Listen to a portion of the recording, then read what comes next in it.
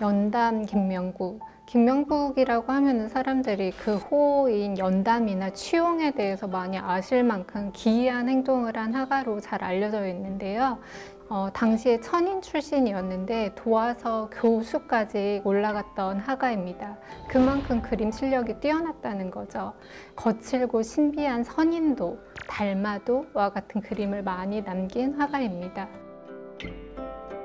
1636년에 김명국의 직위는 도화서의 교수였습니다. 가장 전성기에 그러니까 일본에 간 거겠죠.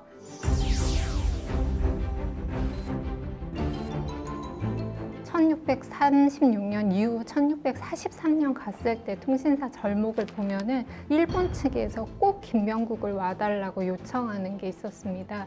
그래서 그 당시 이제 2명의 화원이 간 경우가 그 1643년 통신사 행렬에서만 유일했습니다. 그리고 일본 사람들은 그 시기에 선종화에 대한 관심과 애호가 높았습니다.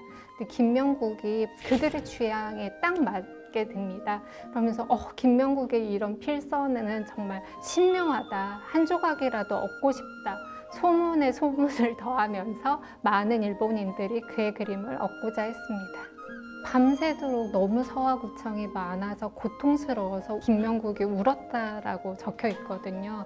그만큼 김명국이 조선통신사로서 하원이 할 수 있는 최대의 역할을 다했습니다. 즉, 일본의 관료들이랑 중인 상인들이 원했던 그림들을 모두 그려주려고 노력을 했습니다. 조선통신사의 역할과 기능을 평가하는 것엔 크게 두 가지로 보고 있는데, 하나는 외교적인 측면하고 하나는 문화적인 측면으로 나눠서 보고 있습니다. 조선통신사를 문화교류로 칭하는 것은 1636년 병자통신사 수행하원 김명국부터입니다. 명국이 통신사를 따라서 일본에 갔더니 온 나라가 물결일들 떠들썩하여 명국의 그림이라면 한 조각의 종이도 큰 구슬을 얻은 것처럼 여겼다. 그 당시에 한류의 어떤 붐을 일으켰던 장본인이라 볼 수 있는 그런 내용이 아닐까 싶습니다. 김명국이 일본에 그려남긴 그림들은 거친 필치로 흑백 대비가 굉장히 심한 문법을 사용하고 간필이 특징입니다. 먹을 잠깐 묻혀가지고 일필에, 단필에 그렸던 그게 바로 이 김명국의 그림이었기 때문에 굉장히 일본인들을 매료시킬 수밖에 없었다 볼 수가 있습니다. 붓을 이자로 저자로 들고 그린 것이 아니고 붓 한 자루를 들고 일본의 그 문사들 다 있는 앞에서 일필이지로 그림을 그린 겁니다. 그걸 눈앞에서 생생하게 펼쳐졌다 생각해 보십시오. 눈을 떼지 못한 즉그 공연도 아니고 굉장했을 것입니다. 이 퍼포먼스 자체는.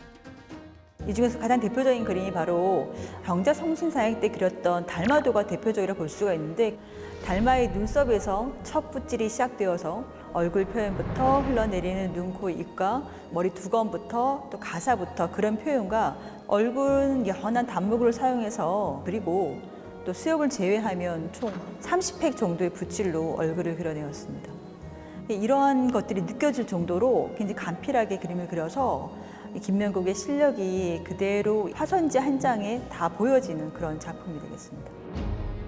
또 하나가 이제 구성면에서는 이 비율이 되게 탁월하게 보여지는데, 위에 상단 부분은 화제를 받을 것을 생각해서 비워두고, 그리고 중단과 하단을 통해서 그림을 그리고 일본의 문사가 여기다 화제를 쓸 것을 기대를 했겠죠. 그러면서 어쩌면 그림 한 장으로 인해서 이 조선인과 일본 문사들이 문화교류를 펼치게 한 장본이기도 합니다. 그림 상단에 비어있는 그의 작품을 단순하게 보이지만 이건 놀라운 결과를 초래한 것으로 실로 문화교류의 장을 그로 인해 시작됐고 또 완성시킨 업적으로 볼 수 있습니다.